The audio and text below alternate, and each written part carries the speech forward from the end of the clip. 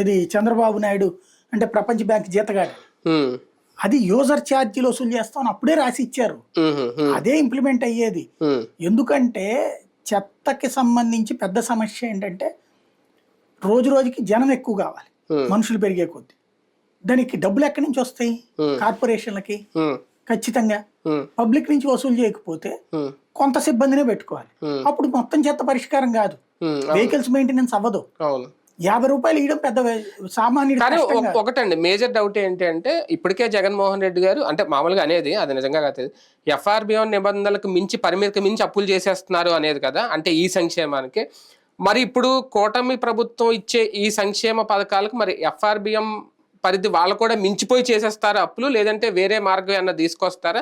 మళ్ళీ అప్పులు ఊబిలోకి ఏపీ తప్పదా? ఇప్పుడు ఎఫ్ఆర్బిఎం దాంట్లో ఇంకా మార్చడానికి ఏం లేదండి. మరి పరిమితి ఏం పెరగదు, ఎవరికి పెరగదు, జగన్ కూడా ఏం పెరగలేదు. అదే ఎవరికి పెరగదు, లిమిట్ కే చేశారు. కాకపోతే చంద్రబాబు నాయుడు ఏం చేశాడంటే లాస్ట్ ఎలక్షన్స్ ముందు ఉమ్, మోడీతో మాట్లాడుకుని ఉమ్, నెక్స్ట్ ఇయర్ లో ఇచ్చేస్తాము అని చెప్పి ఎక్స్ట్రా తీసుకున్నాడు. అవును. దాన్ని జగన్ కట్టాల్సి వచ్చింది. వచ్చాక జగన్ దగ్గర రికవర్ చేసి ఓడీ లేదా తీసుకున్నారట కదా.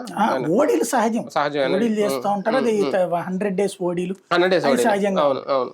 కరెంటు లాంటి వాటిలో ఈయన ఏం చేశాడంటే సబ్సిడీలు ఇప్పించేసి డబ్బులు ఇలా ఉమ్, ఈ ట్రిప్ ఇవన్నీ సాధ్యం కావు ఇప్పుడు. ఎందుకంటే ఈ దఫా ఈ మాటలు నిలబెట్టుకోవాలంటే ఆయనకి నరకం కాదు, జనానికి నరకమే.